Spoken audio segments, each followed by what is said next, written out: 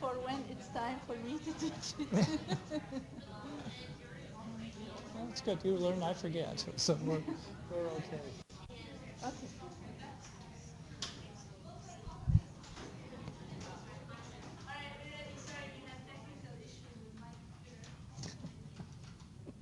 Technical difficulties. Okay.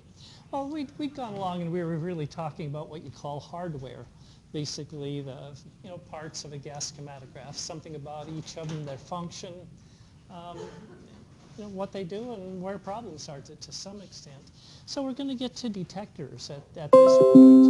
And as I showed and tried to show in the last one, where you got the two lines drawn, two peaks drawn, so to speak, ugly peaks, but anyway.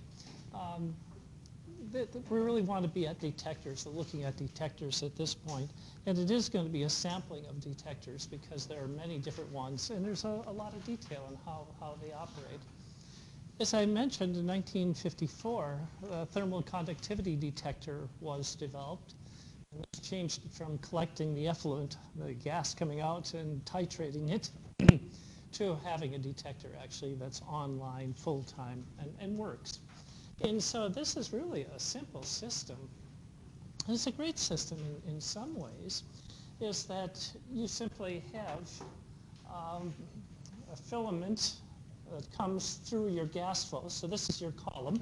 Column's coming out here, the effluent's coming out, and the effluent from your column, your gas phase, is simply passing through this detector. And so that filament is heated.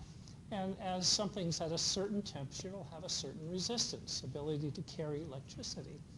And so you kind of get a nice equilibrium as long as it's just this carrier gas, typically helium, it could be hydrogen. But once something comes off that column, an organic compound or inorganic compound, it really doesn't matter. If something comes through and changes that gas composition, it changes how this wire, this filament is cooled. And so now we get a change in temperature just because there's something other than that gas coming through. And you monitor resistance of that filament across that wire. So the neat thing is anything that's different than your carrier gas, your mobile phase, gets detected. I don't care what it is. It can be it can be air, it can be carbon dioxide, oxygen, water, you name it. If it's not helium, you will detect it. So that's really an advantage of it. It's just a non-specific detector. It'll detect virtually anything, called the universal detector. Life is like this. Some things really work well, and then other things you pay for, right? Maybe it's a bad attitude on my part, but you seldom get everything together. You get this here or this there. The problem is sensitivity. You've got to have at least 10 to the minus 7th grams of material coming through that detector before you can detect something. Now, 10 to the minus 7th grams, that's like carrying it around in a bucket. It's a massive amount of material, at least in our business, right? Because we're used to nanograms and femtograms, not a tenth of a milligram. And so it's not bad, but it's poor in comparison to the competing detectors. So you get universal detection, but it costs you in terms of sensitivity. Also, in terms of dynamic range, if you have materials in your sample that vary by more than 10,000-fold in concentration, you'll lose linearity. It won't be a linear response. And again, you might say, well, gee, that's quite a good range. But if you're looking at a complex mixture of things, you may have something, the peak goes out the 3rd floor and comes down, and another one that's something like that, and you might want to measure both of those. And so that could be improved upon or is improved upon by other detectors. So nice detector, universal detector, non-destructive detector also, which is kind of neat. You can collect materials that come out of that detector and pool them all together and save them and do another run on them or a different run on them. So it's non-destructive too, which I should mention. This is our workhorse, as I mentioned before, the flame ionization detector. And I had mentioned that this collector here will have, now I forget, I think it's 250 volts on it. Here's the bottom of your, or I should say the top of your flame jet. That's metal, and that's grounded. So we got 250 volts here, you have a ground here, And here you have all of your compounds coming out of the column being burned in this hydrogen flame. Any organic materials will form ions as they're burned. And literally you conduct electricity across that flame. The more organic material there, the greater your conductivity of electricity. So again, a fairly simple principle. You do need hydrogen here for combustion. You need air also coming in for combustion. And there's actually a makeup gas, and that's just optimized flows. So you'll have some nitrogen that comes in just to make your flows optimum. What's its properties? Specificity. If it's organic, you'll get a response to it. It differs across organics, but at least if it's an organic material, you get a response. In foods, we deal a lot with organic materials. What's inorganic? Well, our gases and maybe our minerals, right? But beyond that, most of the time we're looking for organic materials. Now, 10 to the minus 12th grams per second, that's getting decent at that point. So 10 to the minus 12th, that's getting down to where it's pretty good sensitivity. So linear range, 10 to the 6th compounds can differ by 1 million, 10 million fold in concentration, and we'll still get a linear relationship. So if we want to quantify things, it's a good detector for quantification. There are versions of this. You can modify that flame, you put other things in. So you may hear of modifications. It's to give it more specificity usually. This alkaline flame detects only nitrogen. And that's kind of useful if you're looking for nitrogen components. Get rid of the garbage, and what you see, only the nitrogen in your sample. Makes life easier. Less cleanup, less preparation. Electron capture detector. Again, all of these are very simple in process. Here we've got, again, our effluent, so our mobile phase coming out of the column. It goes into this quite a small chamber, really. And the inside of this chamber is coated with a radioactive nickel. So it's radioactive detector. And as it sits here, this radioactivity gives off electrons. That's part of the decomposition. So we've got electrons coming out as decomposition of the radioactive nickel. And what do we have here? We've got an anode, so we're collecting electrons. So if nothing is coming out, we get a nice signal. Lots of electrons coming over here, generates an electrical current. We monitor that current. If an organic compound comes through there that likes to collect electrons, it's going to decrease the flow, and we'll have less electrical current coming. So this is rather interesting. It's just the opposite. If an organic comes through, it decreases your electrical flow. It's, again, a nice detector in the sense that what types of compounds are like electrons, halogens, conjugated carbonyls, nitriles, and a few others. Ben? No, you just change the current to the polarity, so it's aesthetically pleasing to have positive peaks. Well, it wouldn't matter. So halogens, what are they, of course? Your chlorine, your fluorine, and so on. We find them in a lot of pesticides, herbicides, that kind of thing. So again, specificity, really useful. And it's the largest use has been for pesticide analysis. 5 times 10 to the minus 14th grams per second. Now we're actually doing fairly decent. So nice threshold, great sensitivity. We're looking for things that aren't present in large quantities. So it is really a nice detector. Linear range is amongst the worst, and you have to be conscious of that. Your linearity of response isn't the greatest. The radioactive detectors do have definite temperature limits. You get them high enough, you start volatilizing the radioactive element in your detector, and that's not a good outcome. So anyway, there are limits on temperature of that detector. Chemiluminescence. Basically, what we've got in this case is here comes your effluent. It comes into a certain environment where, again, it tends to be in a flame. As something burns, it gives off a certain signature of wavelength, right? Again, that's the formation, or the whole idea between atomic absorption, atomic emission, this whole thing.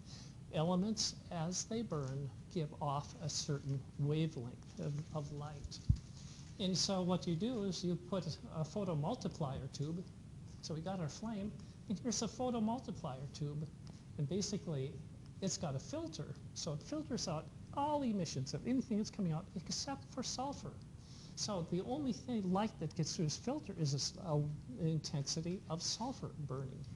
And so it goes over to the computer, and what do we see? We see just sulfur compounds. Another way to look at it in a slightly different configuration, a flame photometric, they very much the same principles but different. How's that grab you? And we won't ask you what those differences are, so you're probably going to be fine with it, but you get the same idea. Here's your effluent column effluent coming in, burns in a hydrogen flame, gives off its emission. Here's your filter that filters out everything else and measures just the intensity of sulfur light that's given off on combustion.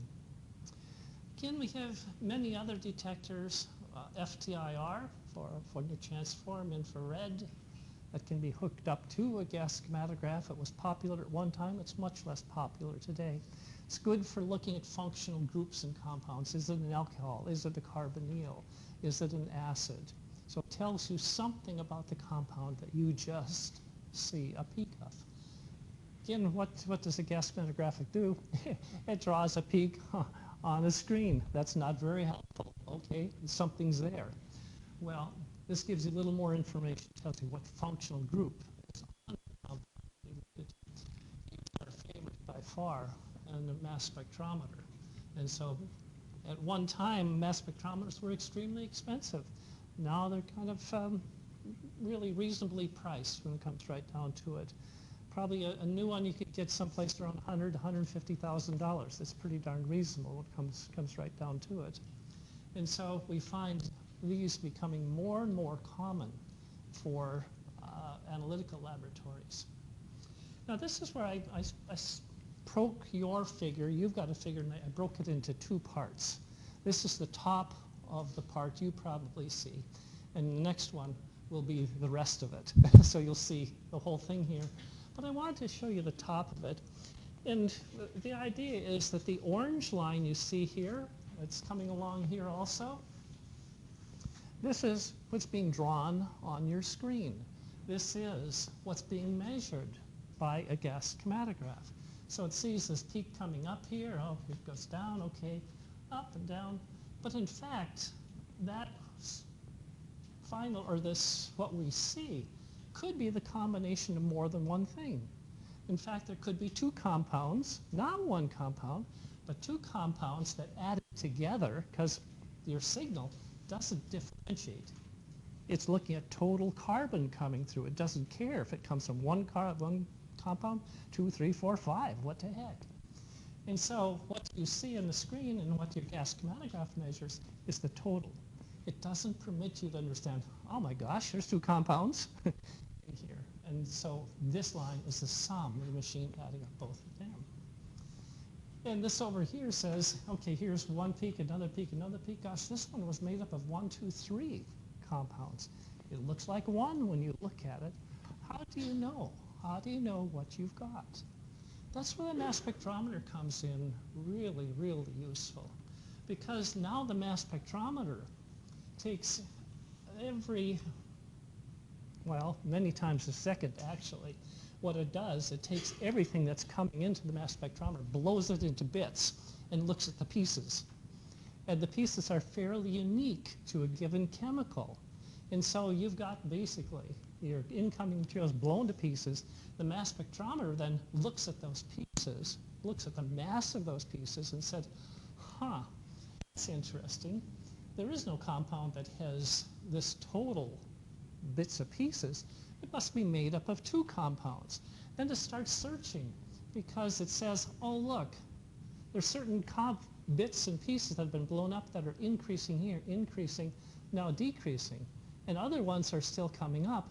Oh, now they're going down. So kind of by time, what set of pieces are going up? What set of pieces are going down? And the mass spectrometer says, oh, I know, I can take that apart. I look at those that are going up first. Oh, that's this compound. oh, that peak that's coming down here at this point, the blue one, well, that agrees with this compound. And so the mass spectrometer then does quantification, measurement, without separation. Now that's happiness. That's absolute happiness. You don't necessarily have to separate things in order to get good quantitative data. Because there's something like 6 million, over 6 million compounds that have been identified. The ACS is logged in, American Chemical Society's logged in. What makes you think that right there, at this point from nature, you've only isolated one compound? It could be many compounds, and you have to be really certain you're measuring what you think you are. And so the mass spectrometer does that for you. Oops. Okay, we've taken a look at that. Well, again, Pam has talked to you about theory, resolution, those kinds of things. I'm going to apply that to gas chromatography, so I'll be fairly specific. How do we optimize this instrument? It is a good instrument. It's really sensitive. It's very powerful in separating things. Well, so how do we take advantage, or how do we optimize these systems? Well, here's our R, our resolution. We like to have that big. And so the terms that go in here are selectivity, capacity, and theoretical plates. And we'll kind of dabble, and we'll use those terms for the next few minutes. So let's look at optimization. I've got two different parameters, and I suppose I should change that around so we've only got one metric to be looking at. Column efficiency. And so this is one way we measure efficiency of our column, performance of our column. How efficient is it? The higher this number, the happier we are again. And so let's take a look at this idea. Really gets better efficiency, better separation, cleaner separations. And we'll take a look at that in terms of column diameter, the size of this column. Said it's tiny. We can go from 0.1 millimeters up to about 0.75 millimeters in diameter, the inside of the column. And if we use a 0.1 millimeter column, we have something like 9,000 plates per meter. 9,000, kind of the idea of 9,000 distillations per meter of column occurs. It's kind of an odd term. As we go up bigger and bigger diameter, we have poorer and poorer separation. So you'd look at this and say, hey, we really need to use small diameter columns. And that's true. We do want small diameter columns. Unfortunately, as life is, we pay for this in different ways, right? Wonderful efficiency, but, then we get into the buts, and we'll do more buts a little bit later on. We tend to work in this region, around the 0.2, 0.25. So we're going to be up in here. Not the best, but way away from the worst. So column diameter, fine diameters are desirable. Carrying a gas type of mobile phase. You probably dealt with the flow rate of the mobile phase. If you think about it, and I don't care if that's liquid chromatography or gas chromatography, if you got that mobile phase moving very quickly, there's not much time for this solute to interact and absorb here, and then have all of them absorb and all of them come off at the same time. So typically, there is an optimum in this. If the mobile phase is too slow, man, it's taking forever, and it's just diffusing all directions, right? Through your column, this is going, it's diffusing. And so things go to pot, so to speak, at very low flow rates. And again, at high flow rates, we just have some elements or a compound getting attached, absorbed, while other ones are moving on. So, okay, there's an optimum. This is a fun one, though. It's a fun relationship, and not enough people pay attention to it. If you're a good theoretical person, you say, well, look, what's this here we want to have low, right? This is now the HETP. So the previous one we wanted high, this one we want low. So the minimum, the better. And what gives us the lowest value, the best resolution? Nitrogen gives us the best resolution. However, you look at what it is, the flow rate, only about 10 centimeters per second. 10 centimeters per second. Every second, moves what? That? But wait a minute, about that far. Okay. So it's going to take forever for that mobile phase to move through, forever for our compounds to elute. So we start saying, no, we want to push that. Come on, time is money. Let's move these things along. Faster we go, the quicker we get our data, and again, we go for happiness. The happier we are in going this way. But what happens is that nitrogen loses its efficiency very quickly. And pretty quick, let's say we go from 10 mils up to 40 mils. Well, it's 1/4 the time, but look what we've lost in terms of separating ability. I should go this way, really. And so we don't tend to use nitrogen, even though it's theoretically best, because it's only best at very, very slow rates, very long separations. So we start working with helium or hydrogen. Now, traditionally, helium is the carrier, but helium's $140 a bottle. Hydrogen's about $15 a bottle. Hydrogen's cleaner than helium. So, do we really want to do helium? And look at this. Helium might be a little better here, but as we go out, the hydrogen's better. The hydrogen is more efficient. So we really like to work with hydrogen. We've changed most of our gas chromatographs over to hydrogen. Cheap and more efficient. When you think of it, running 10 mils per minute here, or it's actually 10 centimeters per second, or 90 centimeters per second. It takes 9 times longer to get your data if you run here than here. And how much do you pay for that in terms of separating ability? Very small difference. Again, you like to run hydrogen. People get upset and they say, oh, hydrogen's going to explode. I'm going to blow up my machine. You really have to work at that. Matter of fact, I've never been able to do that. And you might think, sometimes the way you get things hooked up, you might think if it were possible, we would have. It's hard to get an explosion with hydrogen. It really is. There's a lot of talk on, hydrogen-based cars. It's one of the fears it's going to blow up. It's really hard to get the right amount of air and the right amount of hydrogen. It's only a critical region that will ignite, that will explode. And so it's not one of those things I ever lose sleep over. What do? We go with that. Yeah. So we've got another variable we can work with, and that is the thickness of that coating, our stationary phase, the thickness of the coating on the inside of the walls. And if you think about that, I don't know if we got anything to write with. Over here. This? Oh, amazing.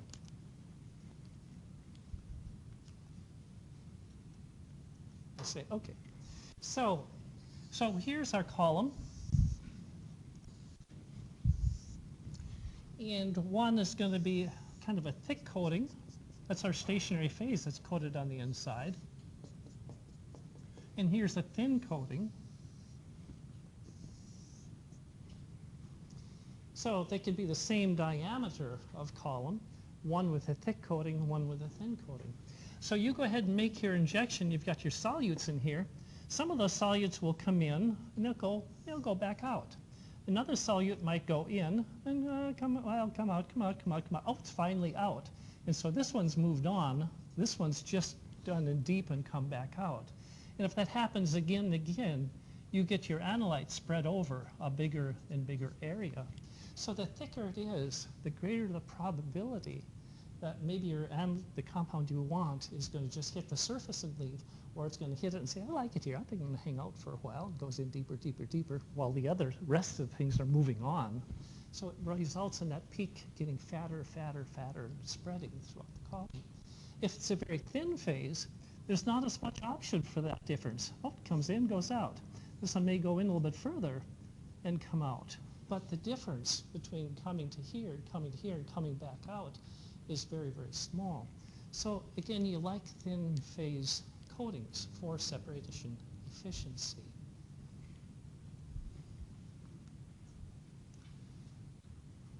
Longer columns, that's the one that always breaks my heart. See, that's the opposite of happiness. It breaks my heart. In that resolution, separating power is proportional to the square root of column length. Analysis time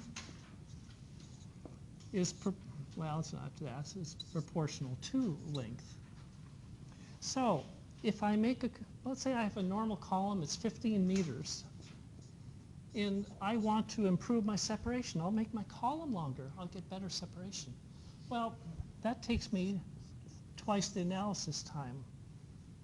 So if I make my column twice as long, it takes twice as long for things to come out, to elute out of your column. But if I look at my separating ability, how much did I gain by making that longer column? Well, if I double it, what is it, 1.414? What's the square root of 2?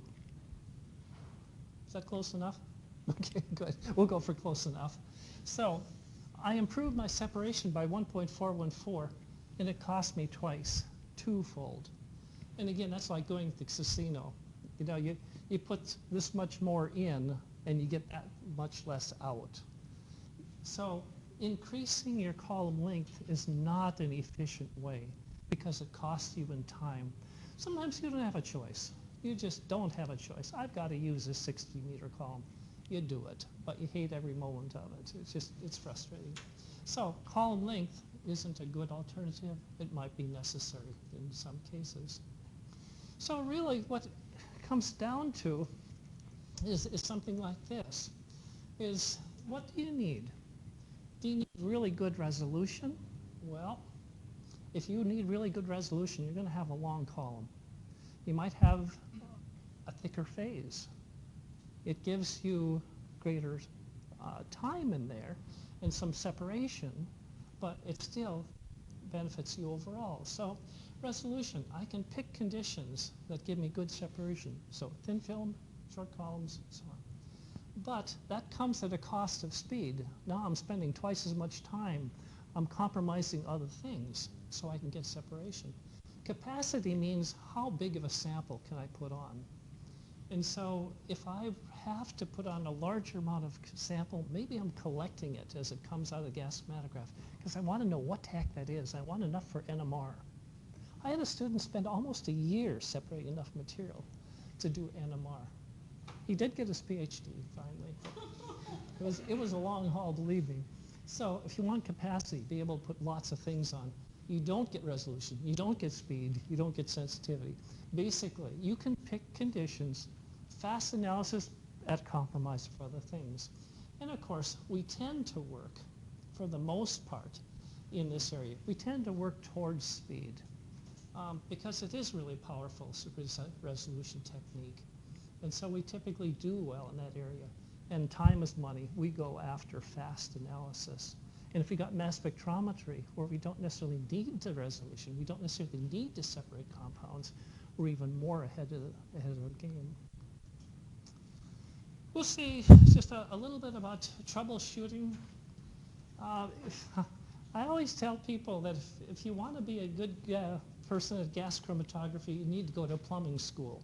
If you go to plumbing school, I'd say one of the trade schools, you'll probably have better preparation for gas chromatography than you will any other school. Because 80% of your troubles, 80% of the time things don't work out, it's due to plumbing issue. The gases are not going where you want them to go. There's a leak someplace, they're going the wrong way. And so 80% of your trouble comes from there. 10% is due to the operator. That's giving us all a benefit of the doubt there. Only 10 of that 100. 10% is due to hardware failure. So let's say only 1 out of 10 times when you don't get good data, it's truly the machine's fault. There's a problem in plumbing someplace that you probably plumbed, or you've screwed up in terms of running samples, preparing samples, and so on. We've got actually instruments down in the lab that are well over 30 years old. And that's, they run like clocks, they still do. Gas chromatography is mature science. It matured 40 years ago. By that I mean we've reached all theoretical expectations. We're going to have to change theories if we want to do better than we're doing. And that's not true of LC. LC is still in the evolutionary stage. They're still improving it. But gas chromatography, so a 30-year-old GC performs exactly as well as a brand new one right out of the box. Maybe a few more bells and whistles, a little more automation.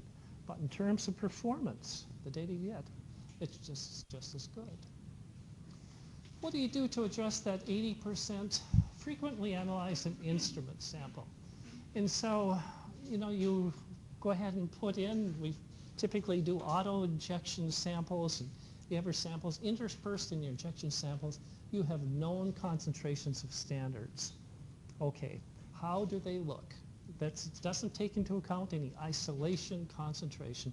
There are known compounds, a known concentration that darn well better give you a known response. If they don't give you that known response, your machine is at fault. If you're interested in other issues, maybe the operator didn't do the extraction right, then you start looking back at adding internal standards, reference compounds to your sample. Can you quantitatively recover them or see differences in them? So there's a difference between looking after the instrument, giving it something you know is absolutely correct, or putting something in your sample that you know the quantity of it. Other 20% operator error and oversight, well, frequent quality control samples. Just simply get in there, known concentrations. Does that take care of any error on the operator standpoint? Hardware failures, what do? Perform maintenance, make repairs, train professionals, and so on. It's about all you can do is look after that instrument, and believe me, they do well. When I've mentioned this already, so we won't say much more about it. When we talk about the flows not going the right paths, one place is going to leak out, again, is up this rubber septum. Gas is going to come in like this and go out like that, or some portion of it. Or it's going to come down here, get into this place here. There's a little rubber gasket here. So a gasket here, a gasket here. Actually, one down here on the column, too. So normally, that's where your problems are going to be.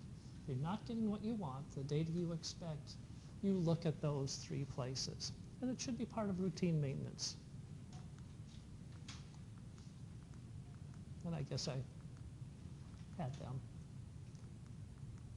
There can be problems in these valves, but again, that's not common at all. GC applications. So let's say we're going to go ahead and apply this. We do headspace samples. I love headspace samples. You put a sample into a bottle, you close it up, you let it sit for 45 minutes. You take a syringe, and hopefully you've left a place to put a syringe down in, a nice rubber septum or seal there. Drop some of your headspace, inject it into a gas chromatograph. Life couldn't be much easier than that. Headspace samples, very, very simple means of getting injections. However, of course, it doesn't have good sensitivity. And what comes out in the headspace of a sample, it's hard to relate that to truly what's in the sample. So there's some problems with it. Nice when it works, but it has limited application. Normally what we have to do is we have to do some kind of extraction of a sample, some kind of concentration before we do our injection of it. That's most common by far. In terms of sample preparation, we can do a static headspace. Static headspace just means it's an equilibrium headspace. You've closed it up as I described. Take a gas-tight syringe, drop your sample, do your injection. But you can also put concentration techniques in there. And Cindy, did you show the people the SPME fiber and the twister? And, okay. Has everybody seen it then at this point? I'm sorry. Okay. That still need to see it. Well, you'll see an example of this coming up. But here we're just simply taking a sample, injecting it. Here we're putting either this technique or this technique. We're putting an adsorbent in there. So it absorbs from the headspace, absorbs in the headspace, gets concentrated on this SPME fiber or twister. And like I say, I'll show you these. And so it's concentrating, always absorbing. You take them out of your sample, put them into your gas chromatograph, heat them, and the sample's given off. So these concentrate whatever's in your headspace of your sample. This doesn't. But that's a static condition equilibrium testing. We've allowed the headspace to come to equilibrium with your sample. We also do dynamic techniques, and some of these are pretty straightforward in the sense that you go ahead, if I keep on doing this bottom one. So what you can do is you can take gas. So this could be helium, for example. And here's your sample, can be filled to there. And it comes back out, and you take that and you pass it through an adsorbent. And so any volatiles, any compounds that will go into that gas phase are going to be purged out constantly.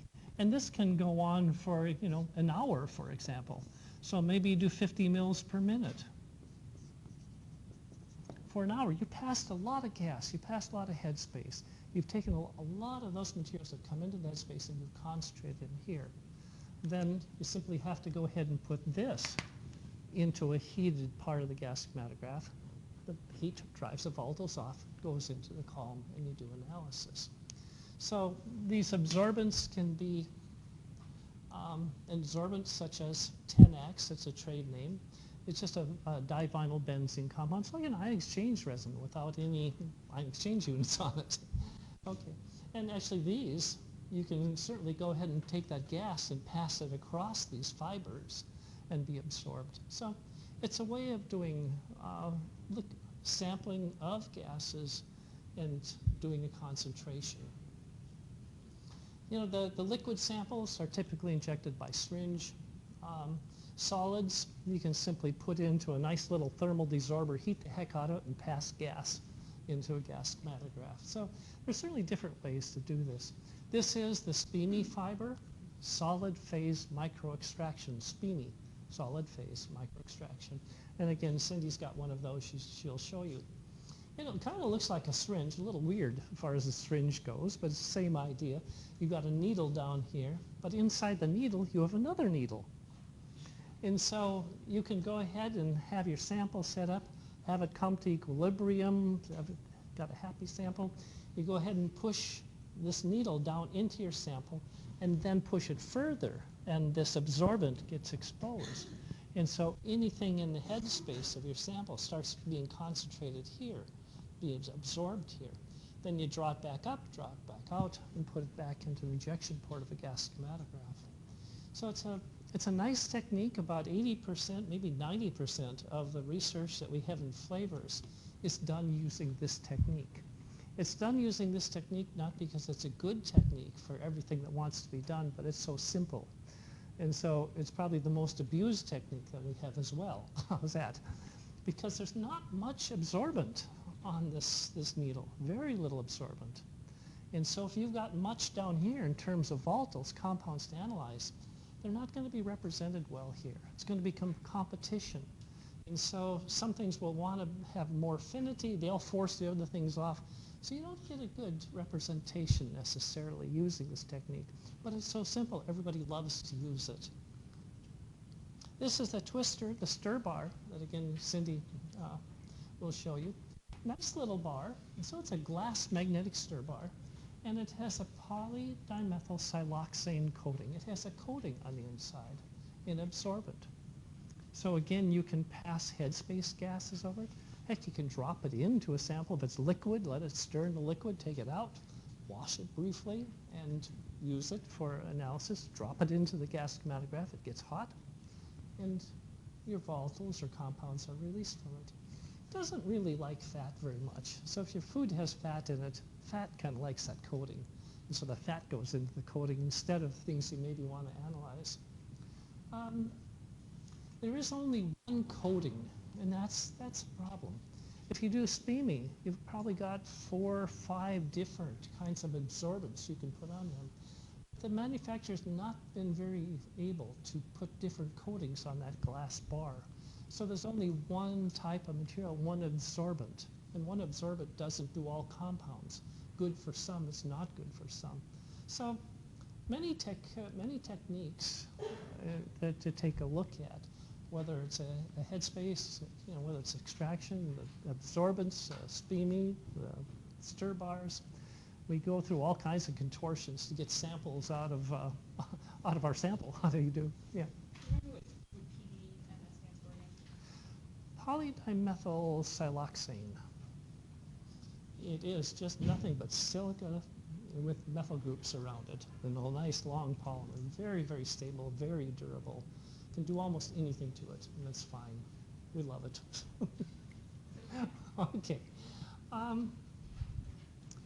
Well, gosh, we've got a whole minute. We could start another topic, but maybe we'll go on next class period. How's that? So what day is today? Monday? It's Monday. Okay. We'll see you Wednesday then. I was debating whether I wish you a happy weekend. I'm okay.